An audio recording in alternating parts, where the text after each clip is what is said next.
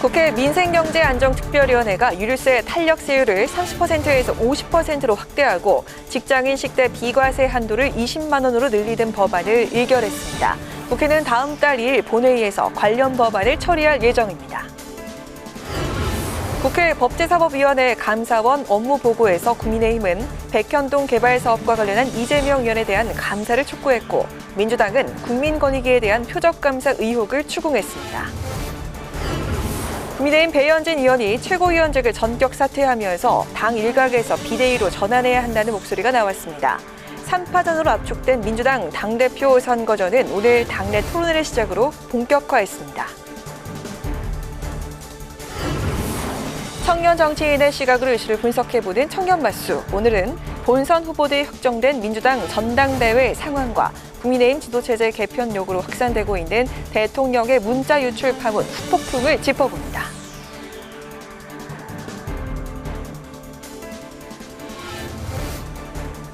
안녕하십니까. 7월 29일 의정 종합뉴스 뉴스엔 시작합니다. 오늘 뉴스는 법제사법위원회 생중계 관계로 늦게 방송합니다. 첫 소식입니다. 국회 민생경제안정특별위원회가 오늘 전체 회의에서 유류세 탄력세율 조정 한도를 50%로 확대하고 직장인 식대 비과세 한도를 20만 원으로 확대하는 법안을 통과시켰습니다. 여야가 민생법안 처리에 속도를 내고 있는데요. 유류세 인하법과 직장인 식대지원법은 다음 달 2일 열리는 본회의에서 처리될 예정입니다. 임채영 기자가 보도합니다. 2024년까지 유류세 탄력세율 조정 한도를 50%로 확대하는 내용의 교통, 에너지, 환경세법과 개별소비세법 개정안이 국회 민생경제특위를 통과했습니다. 치솟는 휘발유와 경유값에 정부가 유류세 인하폭을 법정 최대 한도인 30%로 확대했지만 소비자 체감도가 낮아 유류세를 최대 50%까지 인하할 수 있도록 법을 개정하는 겁니다. 특히 여야는 유류세 인하분이 소비자 가격에 조속히 반영되도록 정부가 철저한 관리 감독에 나설 것을 주문했습니다. 정부가 유류세를 50% 인하하면 15조 원의 세수가 감소하는데 인하분이 정유업계의 수익으로 이어지면 안 된다는 지적입니다. 이 컨슈머 에너지 석유시장 감시단 조사 결과가 있던데 전국 주유소의 13% 주유소만 경유 유류세 인하 조치를 반영해서 가격을 내렸다고 해요. 실질적으로 정유사의 인하폭만큼 개별 주유소에서 인하가 됨으로 해서 국민들에게 소비자에게 실질적인 혜택이 돌아가고 있는가. 이와 함께 특위는 내년 1월부터 직장인 식대 비과세 한도를 현행 10만 원에서 20만 원으로 확대하는 내용의 소득세법 개정안을 의결했습니다. 당초 특위는 오는 9월부터 시행하는 방안을 검토했으나 형평성 문제가 발생할 수 있다는 정부 측의 의견을 수용했습니다. 제가 지금 염려가 드리는 부분은 10만 원에서 20만 원 올라가는 이 절차 자체가 기업들마다 상황이 다르고 기업들보다 받는 혜택이 다르기 때문에 이런 가운데 김진표 국회의장은 민생경제특위를 깜짝 방문해 소속 의원들을 격려했습니다. 김 의장은 경륜이 풍부하고 쟁쟁한 의원들이 모여 좋은 성과를 만들기를 바란다며 필요한 것이 있으면 적극 지원하겠다고 밝혔습니다. 여야는 다음 달 2일 본회의를 열어 유류세 인하법과 직장인 식대 지원법을 통과시킬 예정입니다. 국회 방송 임천입니다. 국회 법제사법위원회 감사원 등에 대한 업무 보고에서 국민의힘은 백현동 개발사업과 관련해 이재명 당시 시장에 대한 감사를 촉구했고 더불어민주당은 국민권익위에 대한 감사 배경에 정치적 의도가 있는 건 아닌지 캐물었습니다. 보도에 태윤영 기자입니다. 감사원 등의 업무 보고를 위해 열린 국회 법제사법위원회. 국민의힘은 성남시가 민간사업자에게 특혜를 줬다는 취지로 결론이 난 감사원의 백현동 개발사업 감사 결과를 거론하며 윗선 개입을 주장했습니다. 민간 임대를 일반 분양으로 변경하는 등 민간사업자에게 이익을 몰아준 특혜 사실이 드러났다며 최종 승인권자였던 이재명 당시 성남시장에 대한 감사를 요구했습니다. 모든 특혜를 주었을 것으로 의심되는 권한을 가진 이재명 당시 시장에 대해서는 별도의 수사 요청을 하지 않으셨어요.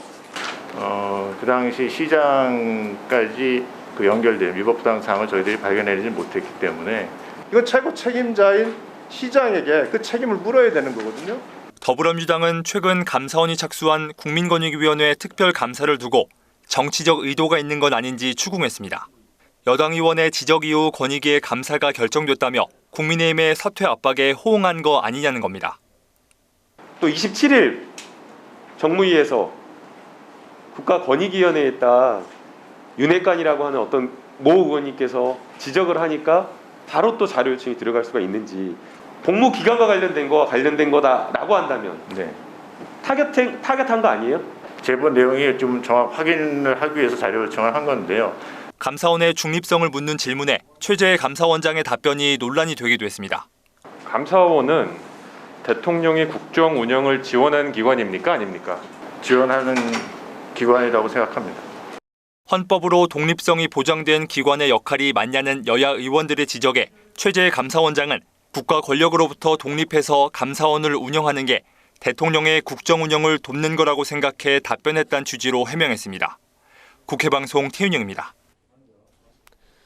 국회 과학기술정보방송통신위원회 과학기술정보통신부 등에 대한 업무보고는 반쪽 회의로 진행됐습니다. 국민의힘이 정청래 위원장의 일방적인 의사일정 진행에 반발하며 회의에 참석하지 않았습니다. 김희연 기자가 보도합니다. 국민의힘은 정청래 위원장이 간사 협의도 없이 일방적으로 일정을 진행한다며 엊그제 전체 회의에 이어 오늘 업무보고에도 참석하지 않았습니다. 정 위원장은 유감이라면서도 자신이 위원장으로 있는 한 원칙에 따라 항상 정시에 시작할 것이라며 회의를 그대로 진행했습니다. 이에 따라 회의는 야당 의원들만 참석한 채 반쪽 회의로 진행됐습니다. 야당 의원들은 한상혁 방송통신위원장에 대한 윤석열 정부의 사퇴 압박에 대해 집중 질의했습니다. 한상혁 위원장께서 문재인 정부에서 임명됐다는 이유로 노골적인 사퇴 압박을 하고 이명박 박근혜 정부에서 했던 것처럼 언론을 장악하려고 하고 있습니다. 한 위원장은 방통위의 독립성 보장을 위해 위원들의 신분 보장과 임기를 정해둔 것이라며 중도 사퇴 의사가 없다고 재확인했습니다.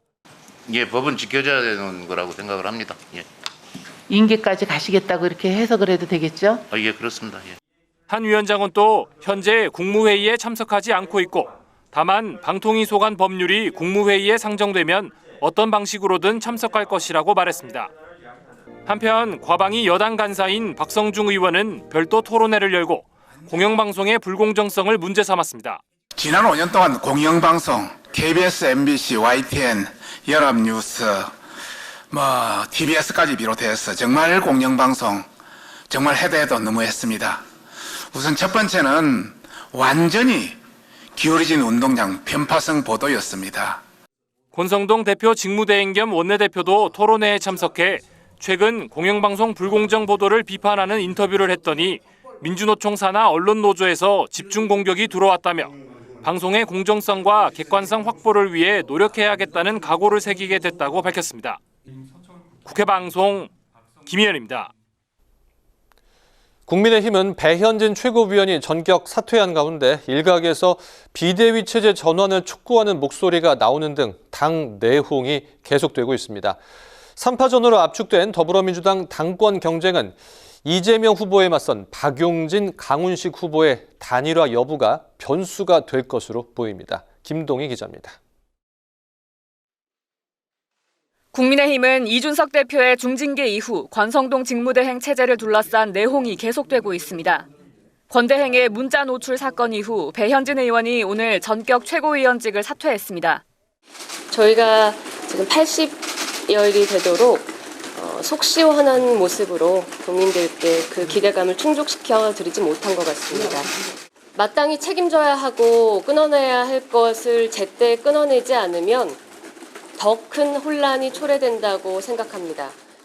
사실상 비대위 체제에 힘을 실은 건데 권대행은 최고위 전원이 아닌 일부 사퇴로 비대위가 구성된 전례가 없다며 당 기조국의 유권 해석이 필요하다고 말했습니다.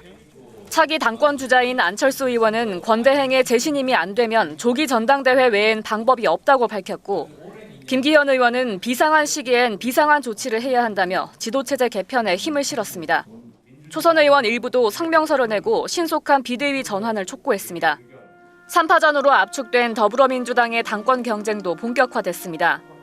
오늘 당내 토론회에서 이재명 후보는 대세론을 부각하며 자신이 정치개혁의 적임자임을 강조했습니다. 또 기득권에 빚진 게 없어서 지금도 모든 영역의 기득권으로부터 총공격을 당하고 있습니다. 박용진, 강훈식 후보는 각각 약속 정당과 국민 통합을 강조하며 자신의 경쟁력을 내세웠습니다. 국민 앞에 했던 우리 이 약속에 대해 응답할 책임이 있습니다. 우리 민주당부터 그 신뢰를 회복에 나서야 된다고 생각이 듭니다. 박용진, 강훈식 후보는 이재명 후보에 맞선 단일화 논의에 뜻을 모았지만 시기와 방식을 놓고는 온도차를 보였습니다. 박 후보는 첫 당원 투표가 시작되는 다음 달 3일을 기한으로 제시하며 적극적 태도를 보인 반면 강 후보는 반 이재명 연대는 승산이 없다며 자신의 비전을 제시할 시간이 필요하다고 밝혔습니다. 국회 방송 김동희입니다. 권성동 국민의힘 대표 직무대행이 강력한 사전투표 보완책을 마련해야 한다고 밝혔습니다. 권 대행은 오늘 최고위원회의에서 대법원이 4.15 총선 선거 무효 소속을 기각한 판단을 존중한다면서 이같이 말했습니다. 권 대행은 부정선거 논란으로 국민 불신과 갈등이라는 엄청난 사회적 비용을 치렀음에도 지난 대선에서 속풀이 투표 논란으로 불신 여론에 기름을 부었다며 여야가 선거제도 전반을 살펴 불합리한 제도는 개선해야 한다고 강조했습니다. 박홍근 더불어민주당 원내대표는 윤석열 대통령이 오직 밀실 독대, 밀실 보고만 고집하고 있다고 비판했습니다. 박 원내대표는 오늘 비대위 회의에서 정부 출범 후 첫 업무 보고는 향후 5년의 국정 로드맵을 국민께 보고하는 의미가 담겼는데도 윤 대통령은 장관과 단 둘이서 국정을 논하고 있다면서 밀실 보고를 중단하라고 촉구했습니다. 또 사진 한 장과 장관의 일방통행식 브리핑으로는 이 정부의 국정 방향을 알 수 없다며 국민 앞에 부처 실국장들과 현안을 소통하고 토론하는 모습을 보이라고 주장을 했습니다. 국회 산업통상자원 중소벤처기업위원회는 오늘 전체 회의를 열고 산업통상자원부로부터 업무 보고를 받았습니다. 이창양 산업부 장관은 대내외 여건을 고려할 때 첨단 산업을 중심으로 미래 먹거리를 창출하고 주력 산업은 고부가가치 산업으로 혁신하는 산업 대전환이 필요하다고 강조했습니다. 또 민간 투자 활성화 지원과 기업 투자를 막는 규제 해소를 위해 노력하고 기업 투자 프로젝트를 중심으로 세제 등 인센티브도 적극 지원하겠다고 밝혔습니다. 국회 사무처가 올해 입법고시 최종 합격자 14명을 확정해 발표했습니다. 이번 입법고시엔 2,941명이 지원해서 210대 1의 경쟁률을 기록했고 일반 행정직 6명, 재경직 6명, 법제직 2명이 최종 합격했습니다. 합격자의 평균 연령은 26.7세였고 최고령 합격자는 1989년생인 만 33세, 최연소 합격자는 1997년생인 만 24세로 나타났습니다.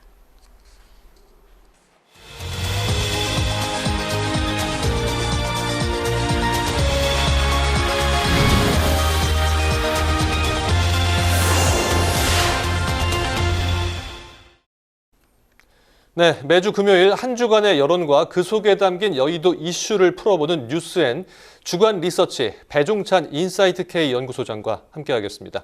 소장님 어서 오십시오. 안녕하십니까? 네. 오늘도 저희가 KSOI와 NBS 이렇게 두 가지 지표를 볼 텐데요. 윤석열 대통령 국정 수행 지지율부터 짚어보겠습니다. 이 KSOI는 월요일 날 조사 발표가 난 거고요. 네. NBS는 목요일인데 이때까지만 해도 하락세가 조금 둔화되는 모습을 보이고 있는 것 같긴 합니다. 어떻습니까? 그렇습니다.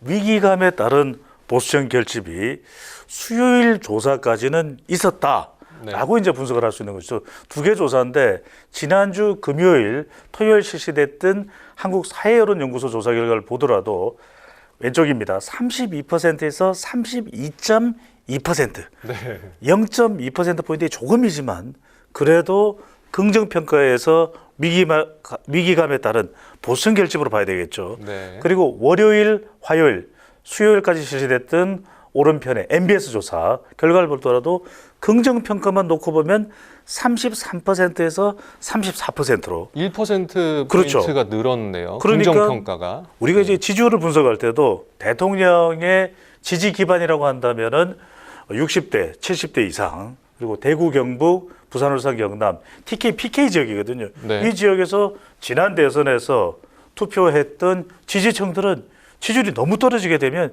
이게 자칫 국정 동력이 마비될 수도 있습니다. 네. 그러다 보니까 떨어지는 지지율, 지지층들이 이제 위기감에 따른 결집을 했다고 봐야 되겠죠. 네. 그런데 두 조사 결과 모두를 보더라도 부정평가는 또 조금씩 올라갔어요.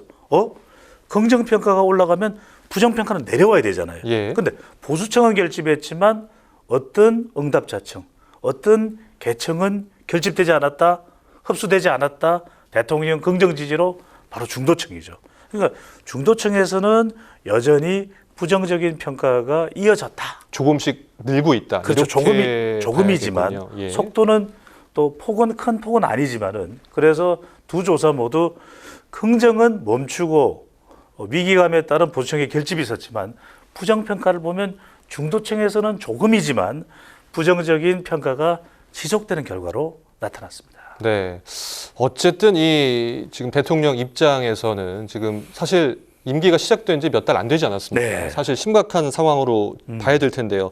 그런데 지금 제가 앞서도 말씀드렸지만 방금 보신 이 KSOI와 NBS는 월요일과 목요일에 이제 발표가 네. 된 것이고 그렇기 때문에 지금 그 파장이 큰 문자 유출 사건은 지금 안 된 거죠, 포함이? 대체적으로 포함이 안 됐다고 봐야 될 겁니다. 그렇죠. 그런데 목요일까지 실시됐던 조사 결과입니다. 한국 갤럽의 조사 결과를 보시면 깜짝 놀라실 거예요. 전국적인 또 전 연령대의 또 직업 계층을 막론하고 영향을 줬던 이 조사 결과를 보게 되면은 윤석열 대통령 잘하고 있다는 긍정평가 28%입니다. 지금 30% 선이 깨진 겁니다. 거잖아요. 예. 마의 30% 선이 무너지고 윤석열 대통령의 긍정평가가 20%대로 내려갔는데 지역에서도 무너졌고 대구, 경북, 부산, 울산, 경남 지역 기반이죠. 네. 여기에 세대별로도 20대, 40대 할 것 없이 다 무너졌고 충청권에서는 윤석열 대통령 잘하고 있다는 긍정평가가 19%일 정도로 10% 됩니다. 물론 이제 지역의 샘플 수가 많지 않고 지역의 조사 결과는 더 요동칠 수 있겠지만 네. 전체 결과보다는 또 이 조사 결과를 보면 부정평가는 62%. 그러니까 긍정보다 2배 이상 더 많은 부정평가가 나올 정도로 윤석열 대통령의 지지율에 결정적인 타격을 줬다. 어떤 내용이 바로 윤석열 대통령과 권성동 원내대표 및 당대표 직무대행이 주고받은 이 문자, 이 파장. 내부 총질하는 당대표라는 그 문자가 아주 큰 영향을 미쳤다고 봐야겠군요. 내부 총질했던 당대표가 바뀌었더니 당이 잘하고 있다. 네. 그래서 이준석 대표를 겨냥한 발언이 돼버렸거든요. 네. 내용이 돼버렸거든요. 그러다 보니까 이준석 대표 왜 징계를 받은 거야? 20대 남, 30대 남 이탈하는 현상이 빚어졌었는데 네. 이렇게 문자로 공개가 되면서 이른바 권성동 원내대표의 공무원 시험 합격 파장 이후에 네. 다시 권성동 폰 논란, 바로 이 폰 논란입니다. 이 폰 논란이 일파만파 퍼지면서 대통령 지지율에 결정적인 타격을 준 것으로 풀이됩니다. 네. 그래서 뭐 주변에서도 굳이 그 국회 출입 사진 기자들이 다 뒤에서 보고 있는데 네. 왜 굳이 그 스마트폰을 꺼냈는지에 대해서 논란이 많긴 하더라고요. 그러니까요. 지금 이게 국회의원이 자리 배치부터가 문제가 되는 겁니다. 왜 중진들은 뒷자리에 앉아서 네. 뭘 하길래 뒷자리에 앉아 있냐? 또 뒷자리에 앉았으면 이미 권성동 원내대표가 이런 사진의 추억이 있거든요. 2014년인가 또 좀 논란이 될 만한 사진이 망원렌즈로 네. 이 사진 기자단에 포착이 됐던 적이 있는데 또 다시 권성동 원내대표 이게 과연 몰랐을까? 아니면 좀 의도적으로 고의로 한 것 아닌가? 이런 또 논란과 의심이 들 정도로 일파만파 지금 당 지지율에도 영향을 주겠죠. 지금 소개해드리는 대통령 지지율에도 타격을 줬을 정도로 네. 이 권성동 원내대표는 정말 논란의 중심에 서 있는 모습입니다. 네. 어쨌든 이제 윤 대통령 지금 그 취임 초기잖아요. 네. 그래서 앞으로 이제 그 지지율 반전의 카드가 있어야 되는데 또 마땅치 않다는 얘기도 있더라고요. 그렇죠. 그런데 조만간에 광복절 특사가 발표될 예정이라 이 지지율 반전의 계기가 되지 않을까 하는 또 여론도 있는데 네. 그 이번 주에 사면 관련 여론조사 결과가 있지 않았습니까? 그렇습니다. 이 대통령 8.15 광복절 특사 사면인데 과연 어떤 내용으로 될까? 이것 또한 대통령 지지율에 영향을 줄 수가 있는데 이 사면 관련된 여론을 보더라도 상당히 또 흥미롭습니다. 지금 보면은 경제인들은 좀 사면에 찬성하는 그러니까요. 여론이 높은데 정치인 출신은 아닌 것 같은데요. 사면에 대해서 밑바탕에 깔려있는 내용을 보면 깔려있는 기준은 뭐냐? 경제와 통합입니다. 네. 자, 경제적인 내용을 보면은 이재용 또 신동빈 두 경제인에 대해서는 사면 찬성 여론이 높죠. 네. 그래 경제 중요하니까 사면해야 돼. 이재용 삼성전자 부회장과 관련된 사면에서는 77%나 찬성 여론입니다. 압도적이죠. 신동빈 롯데그룹의 회장에 대한 사면도 찬성 여론이 높은 편인데 그 다음 또 깔려 있는 사면의 기준은 바로 통합이거든요. 근데 이명박 전 대통령 사면 찬성 여론 39%, 채 40%가 안 됩니다. 네. 그러니까 지금 대통령이 낮은 지지율에서 정치적인 사면을 할 수가 있느냐? 그렇지만 워낙 또 지금 이 이명박 전 대통령에 대해서는 사면에 대한 내부의 목소리가 높아요. 네. 게다가 대통령 지지율이 뭐 당장 또 급상승하기도 좀 쉽지 않아 보이잖아요. 예. 그러다 보니까 이걸 계속 미룰 수도 없다. 워낙 고령인데다가 또 정치적으로 내부에서 강력하게 이명박 전 대통령에 대한 사면을 요구하는 목소리가 높다 보니까 지지율이 그렇게 높지 않음에도 찬성 여론이 높지 않음에도 불구하고 이명박 MB 전 대통령에 대한 사면은 단행될 가능성이 높다. 이게 통합의 기준에서 본다면 또 한 사람 주목받는 인물이 바로 김경수 전 경남지사거든요. 네. 김경수 전 지사의 경우에는 사면에 대한 여론이 그렇게 높지 않은 데다가 또 이명박 전 대통령도 여론이 안 좋은데 사면을 단행하기는 쉽지 않을 수도 있거든요. 부담이 될 수 있죠. 그렇죠. 그래서 일각에서는 가석방 이야기가 나오고 있고 짧게 하나만 덧붙이면은 정경심 교수입니다. 조국 전 장관의 부인인데 이건 뭐 여론도 그렇고 윤석열 정부의 성격을 보더라도 사면은 쉽지 않을 것으로 보입니다. 예, 그렇게 분석을 해주셨고요. 다음은 정당 지지율입니다. 이번에도 두 가지 조사를 볼 텐데요. 우선 KSOI 정례 조사에서 민주당이 윤석열 정부 들어 처음으로 국민의힘을 역전하는 결과가 나왔습니다. 요인이 어디에 있다고 보시나요? 반사 이익으로 봐야 되겠죠. 그러니까 더불어민주당이 뭐 잘해서 또 당의 개혁이 있어서 당의 경쟁력이 있어서 또는 지지율이 올라갈 만한 이슈가 있어요. 물론 전당대회가 있기는 합니다. 그런데 전당대회가 지지율을 끌어올리는데 도움이 되려면 그만큼 전당대회에 대한 관심이 높거나 전당대회가 초박빙으로 전개될 경우에는 지지율이 올라갈 수도 있어요. 근데 그렇지는 않잖아요. 어차피 대표는 이재명이다. 이런 또 어차피 대표는 어대명 이야기가 나오거든요. 그러다 보니까 이 지지율은 다분히 더불어민주당의 경우에는 반사 이익 성격이 강하다. 왜냐하면 그러면 MBS 조사는 지금 또 그렇지가 않은데요. 그러니까요. 그러니까 이건 날짜의 차이도 있습니다. 그러니까 두 조사의 날짜가 겹치는 날짜가 없어요. 그러니까 MBS 조사는 이번 주 월요일, 화요일, 수요일 실시된 전화 면접 조사이기 때문에 여기에는 뭐가 있다? 무응답이 있는 거죠. 날짜도 다를 뿐만 아니라 무응답. 그러니까 더불어민주당을 지지한다고 하더라도 자동응답 조사의 경우에는 버튼을 눌러야 되지만 전화 면접 조사에서는 꼭 자기가 강력하게 지지하지 않을 경우에는 안 하게 돼 있는 그렇죠. 무응답을 하죠. 거죠. 응답을 하지 않는 이 무응답까지 포함되어 있다고 보시는데 다분히 이 더불어민주당의 지지율 상승은 반사이. 그렇다면 여기에서 우리가 하나 그대로 두 그래프 모두 보시면 빨간색의 그래프가 국민의힘이죠. 쭉 추세를 보시면 대체적으로 하락세예요. 그만큼 대통령의 지지율도 하락하고 있는데 당 내에서도 이준석 대표 그리고 윤핵관 권성동 원내대표의 대통령과 주고받은 문자 이런 분란이 국민의힘이 대선에서도 이기고 지방선거 압승했음에도 불구하고 누가 돌아섰다? 중도층이 돌아선 거죠. 결국 중도층의 반사 이익을 가져간 것은 더불어민주당 또 중도층의 마음이 돌아서서 떠나버린 정당은 국민의힘 이렇게 분석을 할 수가 있죠. 네, 알겠습니다. 마지막으로 현안 관련 여론조사 결과도 짚어보겠습니다. 이번 주 내내 정치권의 가장 큰 쟁점 중에 하나였습니다. 국무회의를 통과한 행안부의 경찰국 신설. 이 국민 여론 어땠습니까? 네, 가장 큰 이슈, 뜨거운 이슈. 뜨거워. 이 이슈가 바로 경찰국 관련된 이슈거든요. 네. 그러니까 경찰국 행정안전부 내에 경찰국을 설치하겠다는, 그러니까 경찰의 활동에 대한 지원 또 관련된 기능을 하는 네. 또 국이 신설되는 것이죠. 통제도 하겠죠. 그렇죠. 예. 그런데 적절하냐 이렇게 물어봤더니 절반 이상이 적절하지 않다로 대답을 적절하지 했네요. 않다가 56%, 예. 적절하다는 32%인데 적절하다는 대통령의 지지율과 비슷하죠. 예. 긍정 지지율과. 그런데 대통령의 부정평가와 거의 비슷한 정도로 적절하지 않다라는 응답이 높은 거예요. 그러니까 네.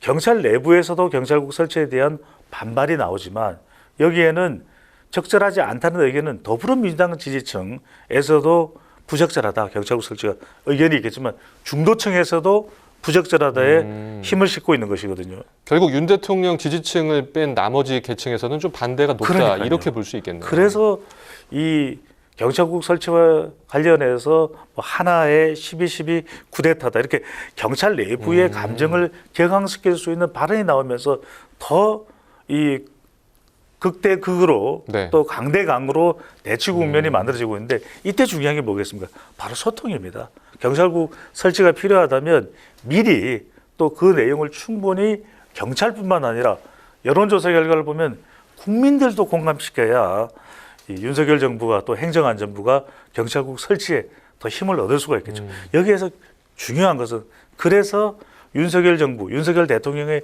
지지율을 끌어올리는 것은 경찰 잡기가 아니라 경제 잡기가 될 수 있는 것이죠. 네, 경제를 잡아서 민심을 잡는 그럼요. 그런 이제 선순환이 돼야 되는데 저희가 좀 지켜봐야 될 것 같습니다. 네, 오늘 주간 리서치는 윤석열 대통령의 국정 수행 지지율과 또 지지도 이렇게 요인들을 여론조사 결과 자료를 바탕으로 살펴봤습니다. 뉴스엔 주간 리서치 배종찬 인사이트 K 연구소장과 함께했습니다. 오늘 말씀 감사합니다. 고맙습니다.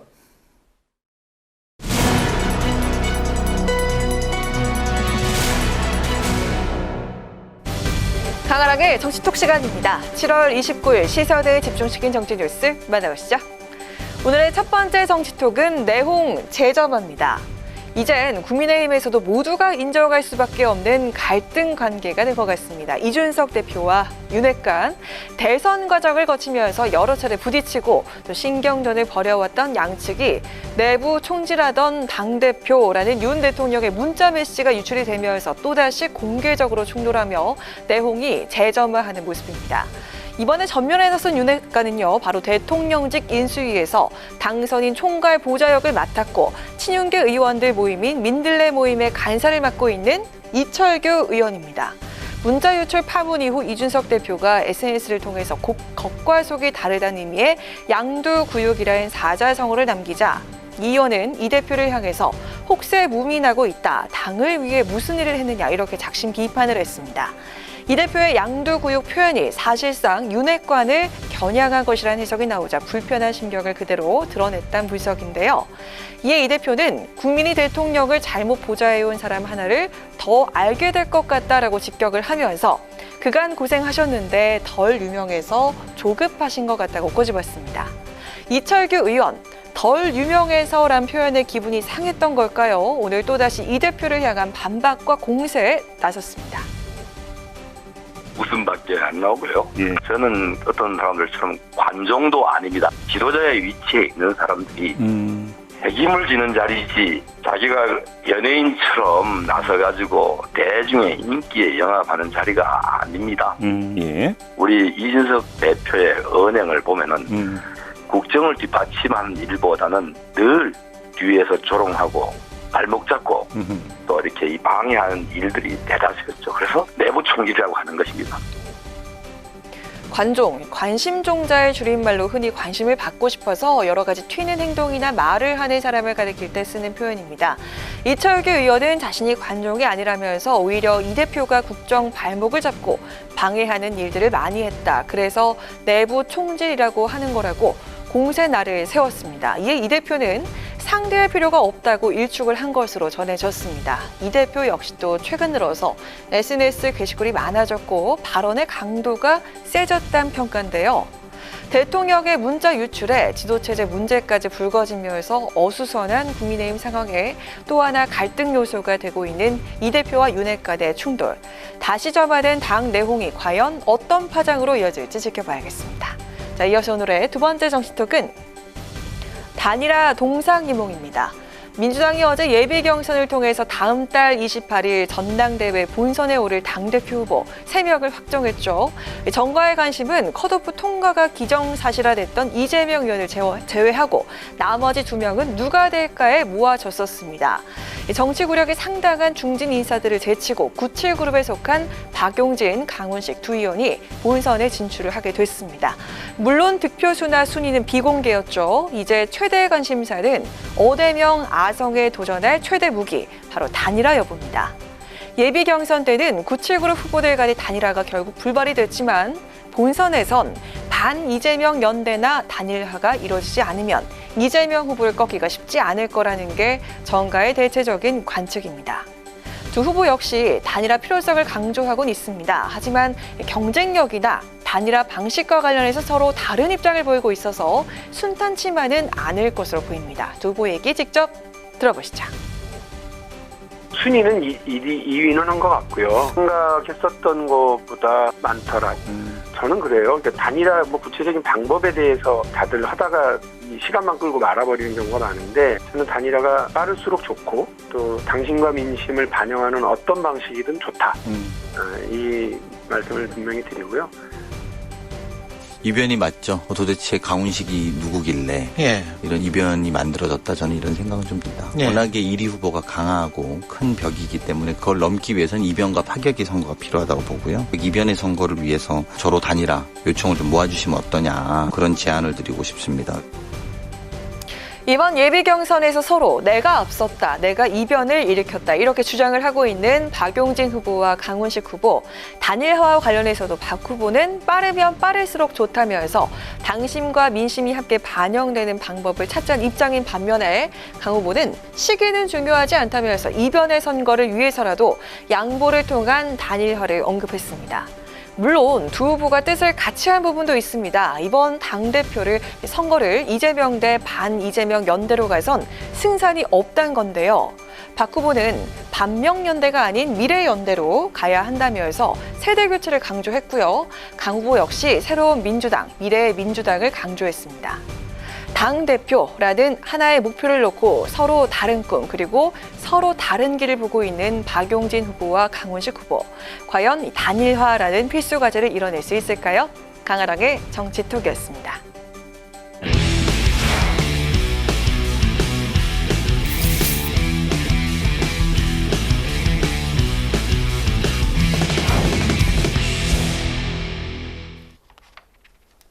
네, 이번 순서는 청년 정치인의 시각으로 정치권 이슈를 분석하고 토론해보는 뉴스엔 청년 맞수입니다.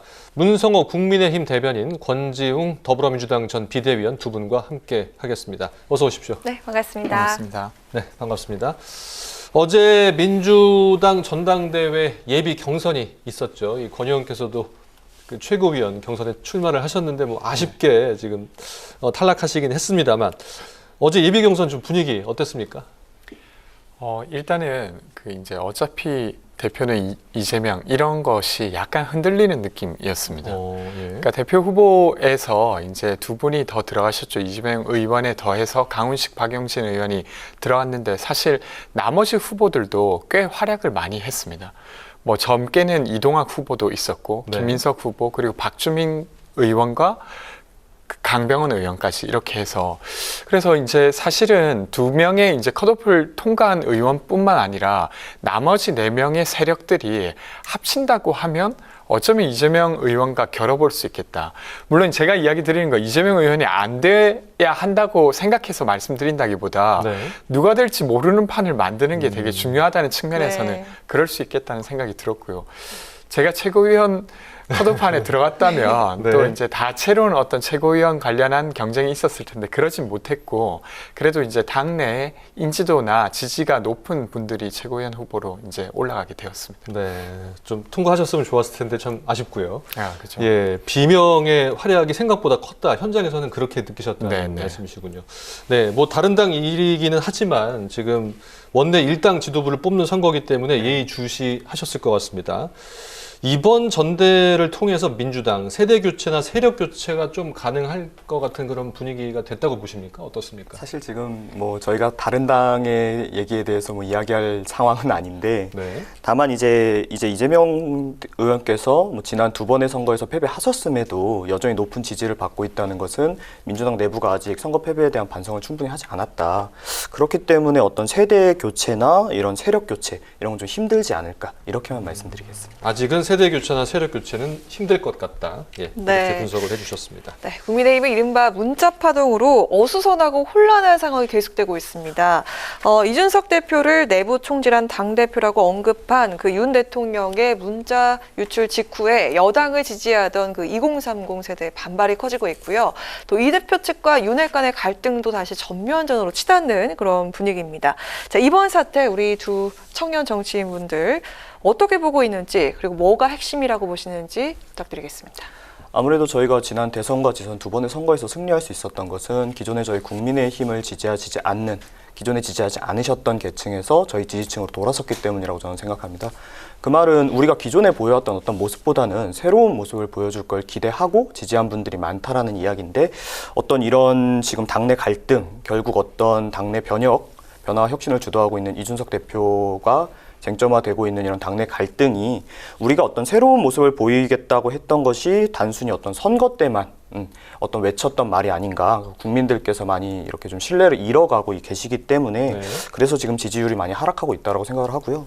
결국 이것을 회복하기 위해서는 우리가 어떤 대선 기간 때, 지선 기간 때 약속드렸던 변화와 혁신을 추진해 나갈 것이다. 변화 없이 추진해 나갈 것이다라는 신뢰감을 다시 되찾는 게 우선이라고 생각합니다. 네.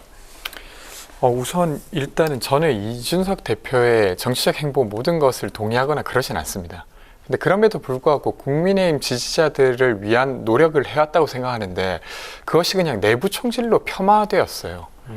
저는 비단 이제 2030뿐만 아니라 그것을 지켜보고 있는 시민들이 대통령이 이견에 대해서 전혀 수용적이지가 않구나라는 인식을 할 수밖에 없었던 문자였고 그래서 저는 윤석열 대통령의 지지율이 지금 떨어지고 있다고 생각합니다. 근데 저는 앞으로 이게 반전될 거냐 반등할 것이냐라고 했을 때 그러지 못할 것 같아요. 왜 그러냐면 물론 이제 이 문자가 공개된 것의 첫 번째 잘못은 권성동 이제 원내대표가 책임이 있습니다. 물론 그것이 이제 공개될 만한 장소였는데 조심하지 못했던 부분이 있죠. 얘기들이 있더라고요. 근데 그럼에도 불구하고 이것이 공개된 다음이라고 하면 그 인식을 가지고 있었던 윤석열 대통령께서 대답을 저는 해야 된다고 생각합니다. 근데 여기에 대해서 전혀 대답하고 있지 않죠. 권 대표가 사과만 했고 윤 대통령이 뭔가 표현을 안 했다. 지금 이렇게. 되려 그게 더 우스꽝스러운 게 돼버렸죠. 그러니까 사실은 그 인식이 잘못됐다고 국민들은 말하고 있는데 그 인식을 가진 자는 이것이 내가 이렇게 표현하긴 했으나 사실 다른 의도가 있었다거나 혹은 아니면 내가 그렇게 생각한 부분이 있었는데 그것이 부적절하다면 바꾸겠다라거나 이런 식의 반응을 기대하고 있을 텐데 거기에 대한 이런 방법 아무런 말도 하지 않고 되려 그것을 노출시켰던 사람이 나와서 정말 죄송하다라고 하고 있는 형국이에요. 그러면 다르게 보면 이 문제가 별것 아니라고 생각하는구나 라고 생각하게 되는 것이죠. 일전에도 이런 일이 있었지 않습니까? 그러니까 만취 음주운전을 했던 분이 장관으로 임명됐습니다. 거기에 대해서 국민들이 그거 부적절한 거 아니냐라고 계속 질문을 했는데 윤석열 대통령께서 이렇게 대답했어요. 아니 이전에 이보다 더 좋은 장관 본 적 있냐라고 기자에게 공격적으로 막 말을 했죠. 근데 사실 국민들은 인사 과정에서 좀 문제가 있는 사람이 인사될 수 있을 거라고 생각하고 있습니다. 그걸 용인해 줄 마음도 저는 있다고 생각해요. 근데 그것을 해명하는 방식이 되려 화를 낸다거나 그것에 대한 문제 제기를 무시한다거나 이런 태도를 보면서 되려 마음을 접는 건데 지금 지지율이 20%로 떨어졌습니다. 그러니까 직선제 이후에 이렇게 빨리 지지율이 떨어진 경우에는 없었던 일입니다. 네. 근데 이것을 좀 심각하게 받아들여야 될 텐데 지금 그런 모습을 안 보이고 있어서 한동안 더 떨어지지 않을까 이런 생각이 듭니다. 어떤 일이 터질 수 있는데 그것에 대한 대처가 좀 미흡했다. 네. 이렇게 정리를 해주셨습니다. 계속 이 얘기를 나눠봐야 되는데요. 어제 윤 대통령은 권성동 직무대행에게 고생했겠다는 위로를 전하면서 권대행에게 힘을 또 실어주는 그런 모습도 보였는데 오늘 이제 보도된 내용을 보니까 배현진 최고위원이 전격 사퇴를 했고요. 초선들도 비대위 전환을 요구하는 연판장을 돌리고 성명을 발표했습니다. 또 재신임 권성동 원내대표 재신임이 안 되면은 조기 전당대회를 가겠다 이런 얘기도 나오고요. 이거 지금 현행 체제 유지가 좀 어렵지 않을까 이런 얘기들이 나오는데 지금 국민의힘 상황 어떻습니까? 아까 이제 나눴던 이야기를 조금 더 이어서 하자면 네. 저희 측에서도 마음이 굉장히 안타까운 게 이제 당의 어떤 주류의 목소리와 다른 목소리를 낼 수 있다는 것은 그 정당의 민주주의가 잘 이루어지고 있다는 얘기입니다. 예. 또한 어떤 그 주류와 다른 목소리를 냈던 사람이 당원의 지지를 받아서 당대표까지 됐다는 것은 어떻게 보면 우리 당으로서 굉장히 자랑할 만한 일이었고요. 근데 다만 이런 행보가 이런 내부의 혁신을 위해서가 아니라 그냥 단지 어떤 우리 동지를 괴롭히는 내부 총질이라는 표현으로까지 나왔다는 것이 물론 대통령께서 어떤 의도로 그런 표현을 쓰신 건지 저는 알 수 없습니다만 네. 국민들이 충분히 그렇게 느낄 수 있는 단어가 사용됐다는 게 굉장히 아쉽고요. 또 지금 그런 상황 중에서 아까 이제 권비현 비대위원님께서 말씀하셨다시피 이것을 노출한 것은 분명히 권대행님의 실수지만 이것의 사실 문제의 본질은 권대행님이 책임지실 문제는 아니거든요. 그런데 저희가 이제 대통령께서 이제 그렇게 말씀을 하신다는 부분에 대해서 어떻게 이런 게 오해가 있다면 오해가 있다고 좀 제대로 저도 말씀을 해주셨으면 좋겠다고 오해를 좀 생각을 풀었으면 하고요. 좋겠다 그런 말씀이시죠. 그런 생각을 하고요. 네. 다만 이제 저희가 당대표가 이제 사고 상태라고 저희 당에서 판단을 한 의총까지 나와서 겨우겨우 안정시킨 이 대행 체제를 다시 또 흔든다는 것은 제 입장에서는 당을 위해서도 결코 좋지 않다라고 생각합니다. 네. 네, 자 이번 일로 이준석 대표의 거취폭이 더 넓어졌다는 분석이 나오는데요. 이 문자유출 사태에 대해서 하태경 의원은 이준석 대표에게 긍정적으로 작용할 것이다 이렇게 내다봤습니다. 실제로 그 지지율을 보니까요. 당대표 차기 여론조사에서 이준석 대표 지지율이 3.1%포인트 오르기도 했습니다. 향후 이준석 대표 거취와 행보를 어떻게 전망을 하시는지 문정호 대변인부터 들어보겠습니다. 저는 사실 직접적으로 말씀드리기가 많이 어려운 입장인데 다만 이제 대표께서 지금 어느 정도 자기가 뜻을 가지고 어떤 일정을 이어나가고 계시기 때문에 그 부분에 대해서는 제가 말씀드릴 것이 없고 다만 지금의 어떤 지지율이 당대표 선거에서 계속 높게 나오는 게 과연 대표에게 좋은 일일까 조금 걱정도 됩니다. 왜냐하면 기존에 이제 대표와 갈등이 있으셨던 분들이 오히려 더 위기감을 느끼고 좀 더 대표를 공격하는 일이 있지 않을까 걱정되는 부분이 있고요. 다만 이제 결국에는 자신의 어떤 신념이나 아젠다를 꺾지 않고 간다면 그걸 순리대로 돌아가지 않을까 이렇게만 말씀드립니다. 네, 이준석 대표의 지지율이 높아지는 것이 조금 더 갈등의 어떤 기폭제가 되지 않을까 약간 우려를 하고 계신데요. 어떻습니까? 일단 그 문자로 인해 어떤 권력자에 의해 억압받는 피해자의 위치에 서게 됐어요. 네. 그러다 보니까 시민들 입장에서는 동정할 만한 이유가 또 생기게 된 것이죠. 그래서 지지율이 당분간 더 높아지지 않을까 이런 생각은 들고요. 근데 핵심은 지금 이준석 대표가 징계되었던 것도 사실은 지지율의 문제라기보다 성상납 의혹과 증거인멸 교사와 관련된 것에 대한 어떤 징계였지 않습니까? 네. 이것이 지금 수사되고 있는데 이것에 대한 판별 여부가 이준석 대표에게는 핵심적일 수밖에 없다 이렇게 생각되고 근데 지금 이 상황 그러니까 국민의힘이 겪고 있는 이 어려움의 상황의 핵심은 지지율이 낮은 문제입니다. 근데 이것을 두고 비대위로 전환할 거냐 말 거냐라고 이야기하고 있는데 무엇이 되든 별로 도움이 안 될 거예요. 왜냐하면 문제의 본질이 당 지도부가 무언가 당을 잘못 이끌어서 이 상황이 됐다면 지도부를 바꾸면 좀 나아질 여지가 생기겠죠. 근데 그것이 아니라 지금 본질은 윤석열 대통령의 인식이나 말로부터 발생하고 있습니다. 물론 문제의 이제 원인이 당 지도부에 있는 것은 아니다. 네, 윤 대통령에게 있다. 사실 윤석열 대통령이 대통령으로서 뽑히신 분이기 때문에 그분을 존중해야 되는 건 맞지만 이 지금 지지율이 떨어지고 있는 건 권성동 원내대표의 잘못이라고 누구도 생각하지 않아요. 그러니까 권성동 원내대표가 내려오고 그리고 지금의 최고위원들이 내려온다 한들 그것이 뭐 어떤 문제에 대한 해결책이 아니게 되는 것이죠. 그래서 저는 지금 이 갈등은 그냥 권력을 쥐고자 하는 사람들의 도구로 이용될 뿐 실제로 핵심 문제를 해결하는 데는 별 도움 안 될 거라고 생각됩니다. 네, 권성동 대행의 휴대전화 속에서 포착된 또 다른 이름이 있습니다. 바로 강기훈이란 인물에도 또 관심이 집중이 됐는데요. 대선 직후에 권성동 대표의 그 정무실장 역할을 맡았었고, 그리고 권 대행이 필리핀에 갈 때도 또 동행을 한 것으로 또 알려졌습니다. 현재 대통령실에 근무 중인 것으로 확인이 됐는데, 권 대행은 자신이 추천한 게 아니다라고 했지만 이 문자 사태가 돌고 돌아서 또 청년들이 민감하게 받아들이는 그 채용 문제까지 확전이 되는 양산인데 이 부분 어떻게 보십니까? 그러니까 전 두 가지가 있을 것 같은데요. 그러니까 이제 국정에 참모진이 된다고 하는 건 국정에 있어서 문제 해결력에 도움되는 사람이 당연히 거기에 들어갈 거라 생각되고 그런 이력을 가진 사람이 들어갔을 거라 생각됩니다. 네. 근데 최근에 그 극우 유튜버의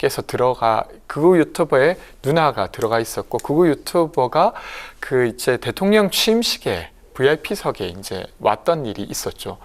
그러니까 지금 이게 국정 운영이 문제 해결력을 높이는 대로 인사가 추진되는 것이 아니라 그냥 뭔가 가깝다거나 혹은 아니면 그냥 정권을 획득하는 데 도움이 됐던 사람들에게 보온식으로 하고 있지 않나라는 의심을 받고 있는 상태예요.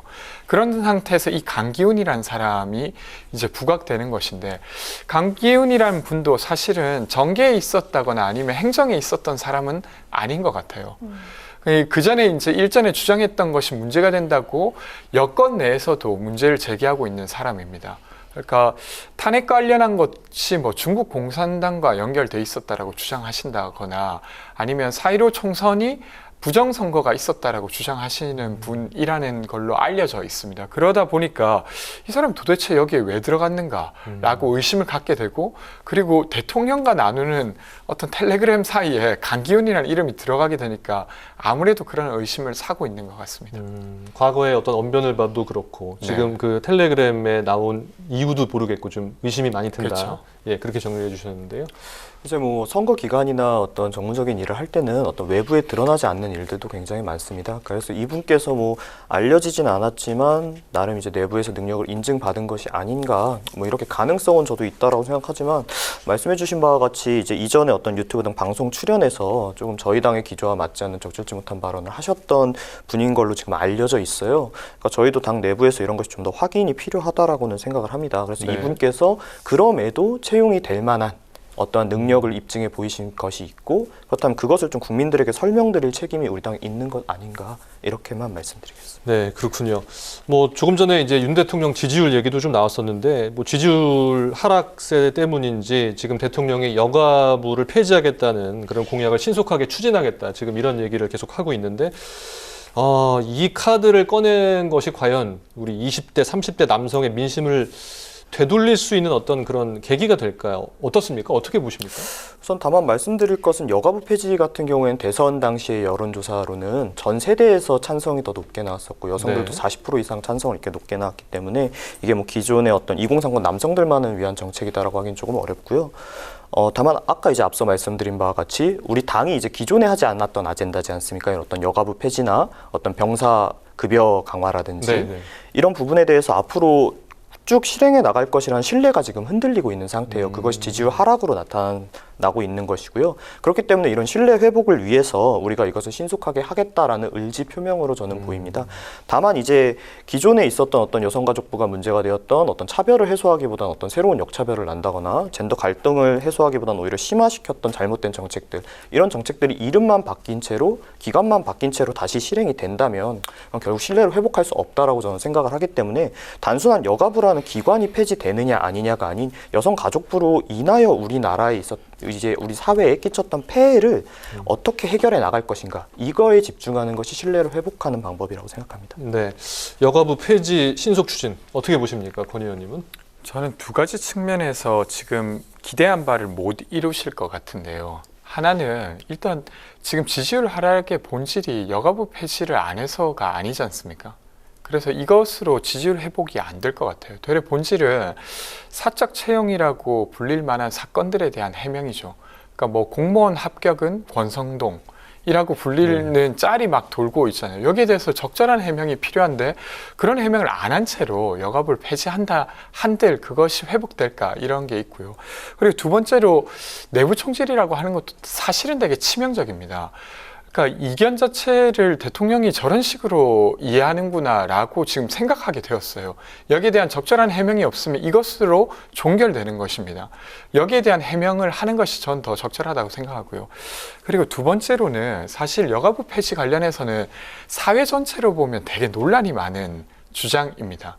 그리고 제가 보기에 이 여가부 폐지의 주장이 나왔던 배경은 청년들이 겪고 있는 이 어떤 경쟁이 치열한 문제가 여성을 지원하는 어떤 제도 때문에 발생한다고 하는 인식으로부터 이 여가부를 폐지하겠다라고 주장하고 있는 것이에요. 근데 어떤 특정한 분들에게 이런 주장이 위로가 될지 몰라도 실제로 사회의 어떤 구성 자체가 정말로 여성들이 특별한 지지를 많이 받고 있어서 여성들이 되게 우월적인 위치에 서 있냐라고 질문하면 실체적으로는 그렇지 않습니다. 시간당 임금을 보더라도 그렇고 임원진에 들어가 있는 비율도 그렇고 정치권에 들어가 있는 비율도 그렇죠. 그러니까 이게 현실과 좀 다른 부분이 있는데 이것을 계속 몰아붙여서 지지를 획득한다? 이게 가능할까 싶습니다. 그래서 이 정책 자체가 가지고 있는 어떤 부족함이 있기 때문에 역시나 이것을 추진한다 하더라도 기대했던 성과를 얻기는 어렵다고 생각합니다. 현실적으로 보나 어떤 근본적인 해결책으로 보나 좀 원인으로는 맞지 않다. 여가부 폐지가 해결책은 되지 않는다. 이렇게 정리를 해 주셨습니다. 오늘 청년마수는 민주당 전당대회 결과와 여권의 문자 파동 중심으로 짚어봤습니다. 지금까지 문성호 국민의힘 대변인 그리고 권지웅 더불어민주당 전 비대위원과 함께 말씀 나눴습니다. 오늘 말씀 감사합니다. 고맙습니다. 고맙습니다.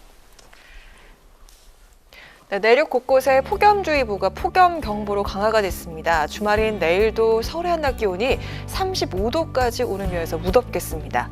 일사병이나 열사병 등 온열 질환에 걸리지 않도록 각별히 주의하시기 바랍니다. 네, 오늘 뉴스에는 여기까지입니다. 함께해 주신 여러분 고맙습니다. 편안한 주말 보내시기 바랍니다.